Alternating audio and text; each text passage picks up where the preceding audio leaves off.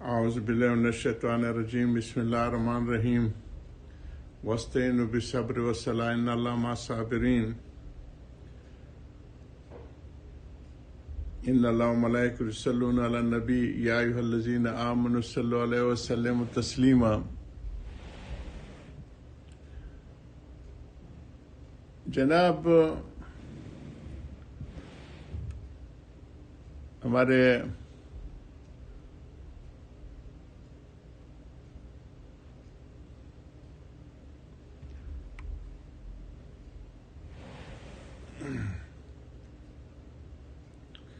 حکیم الامت نور المرکدو کی باتیں سارے حکیمانہ ہیں۔ اللہ تعالی ہمیں اس پہ سمجھ کی توفیق عطا فرمائے۔ ان کا وہ چل رہا ہے تجارت اور تجارت آخرت کے حساب سے۔ ایک میرا مضمون ابھی پرانا جو حضرتی کا مضمون ہے، نظام شریعت سے کچھ 2 سال پہلے کا، وہ بھی آج ہم نے فیس بک پہ شیئر کیا، اور اس میں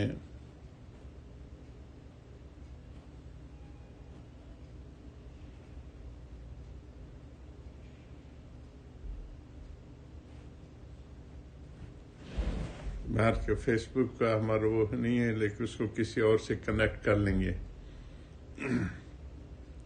وہ اس کو ہم ساتھ اتفاق جڑ گئے ہے، وہ جو میموریز ریپیٹ ہوتی ہیں اس کو بھی ضرور دیکھیں کہ موجودہ جو تجار الدین ہے، جنہوں نے دین کو اپنے مال کمانے کا ذریعہ بنایا ہے، اس کے حضرتی کی صفات بھی میں نے گنوایا، انہی کے الفاظ میں نے بیان کیے ہیں۔ دن بدن انحطاط کی طرف جا رہے، صدق ختم ہوتا جا رہا ہے، اور جلب مال کسی طرح بھی آئے، حلال ہو حرام ہو، اس کی پرواہ نہیں کی جا رہی۔ تو اس کے اوپر وہ تھا۔ یہ تجارت آخرت کا عنوان تو صبر والوں کے لیے ہے۔ ہم پہنچے تھے اس پہ کہ حضرت ام سلمہ ام المومنین رضی اللہ تعالی عنہ، ان کے جب خاوند کے انتقال ہوا تو انہوں نے دعا پڑھی، انا للہ و انا الیہ راجعون، اللہم اجرنی فی مصیبتی واخلف لی خیرا منہ۔ تو فرماتی کہ میں سوچتی رہتی تھی کہ ابو سلمہ سے بہتر کون ہوگا، کیونکہ اس دعا میں تو وہ ہے کہ اس کے بعد اس کو بہتر ملے گا، اور حضور صلی اللہ علیہ وسلم کے ملنے کا وہم بھی نہ ہوتا تھا، اور وہ اللہ پاک نے ان کو عطا کی اس دعا پہ۔ تو اس سے معلوم ہوا کہ مصیبت کی حقیقت تجارت ہے، کہ ایک چیز لی گئی اور دوسری چیز دی گئی۔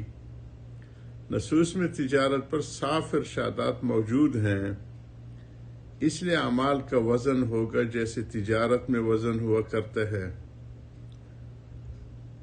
اور وہاں اعمال بھی جو کہ اعراض ہیں، جو ایسی چیزیں ہیں کہ عام طور پہ جو ہمارے موجودہ جو ترازو ہے اس میں تولنے والی تو نہیں ہے۔ اسی پہ معتزلہ وغیرہ کو بہت وہ ٹکر لگی ہے، لیکن بعد کے اب سائنس وغیرہ نے تو ہر چیز کے ناپنے کے اوزار پیدا کر دی ہیں، تھرمومیٹر، بیرومیٹر وغیرہ جتنے بھی ہیں، دل کی دھڑکنیں، بلڈ پریشر وغیرہ، یہ سارے اب ماپنے کی چیزیں ہیں، عیان ہو جائیں گے، جیسا کہ وزن کا مقتضا ہے کہ آخرت میں بھی ایسے ہی پیمانے آ جائیں گے کہ جیسے وزن ہوتے ہیں ترازو کا، اور اسی طرح واضح ہو جائے گے، سامنے آ جائیں گے۔ مصائب کے بارے میں لفظ اخذ و عطا و ابدال وارد ہے کہ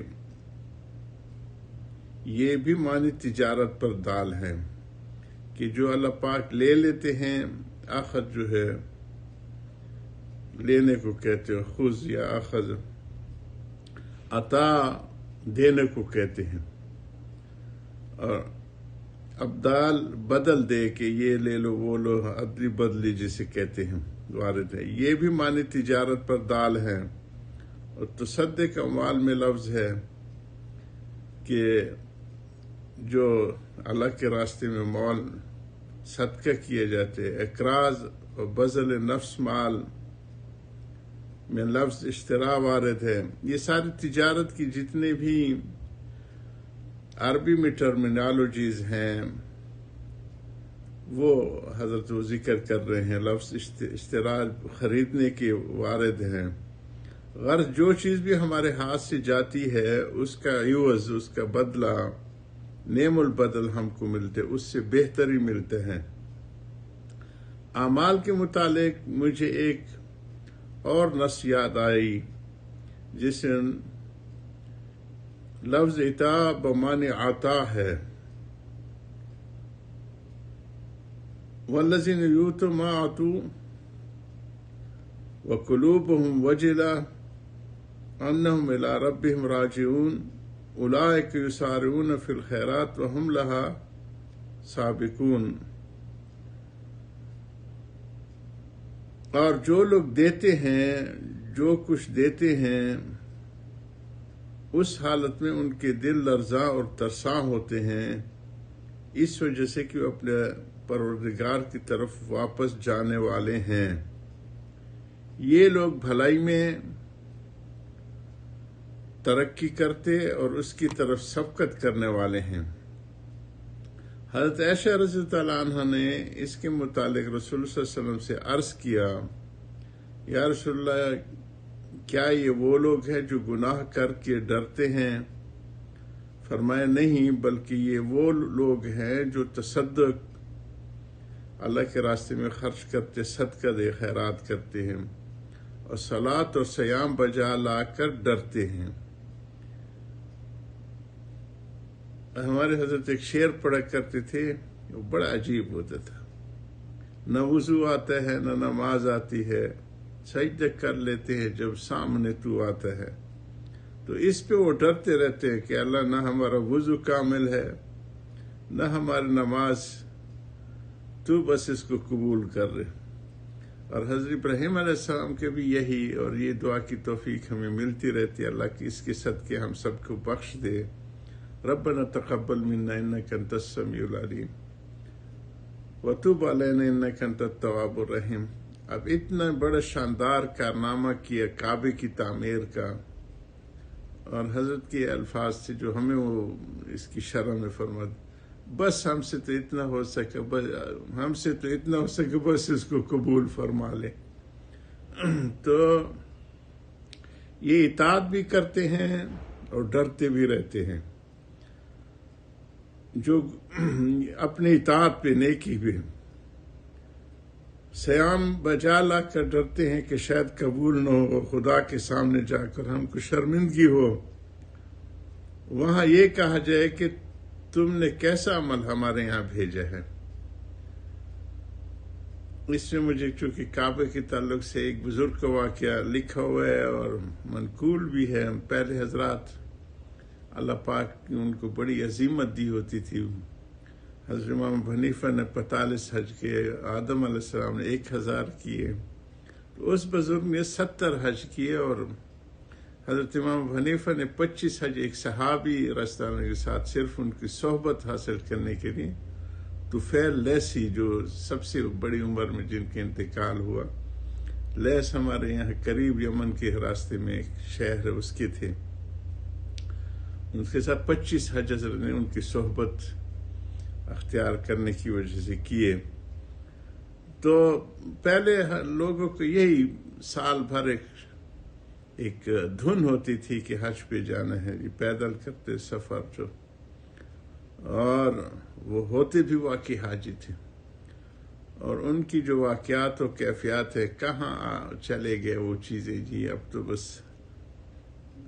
بہت تکلیف دہ صورتحال ہوتی ہے کہ جو کعبے کی اور اس کی بے حرمتی کے مناظر سامنے آتے ہیں، اور ڈر جاتے ہیں کہ شکر ہے کہ ہمیں زمینوں میں نہیں دھس رہے، ورنہ اس وقت تھوڑی تھوڑی خطا والوں کے اوپر چمیٹا آ جاتا تھا. جی تو باہر کے تو وہ جا کے ملتزم پہ روتے تھے اور آخر میں نکلتے وقت ربنا تقبل منا، اے اللہ بس قبول کر لے، تو اس کو القاء ہوتا تھا یا آواز آتی تھی کہ قبول نہیں ہے۔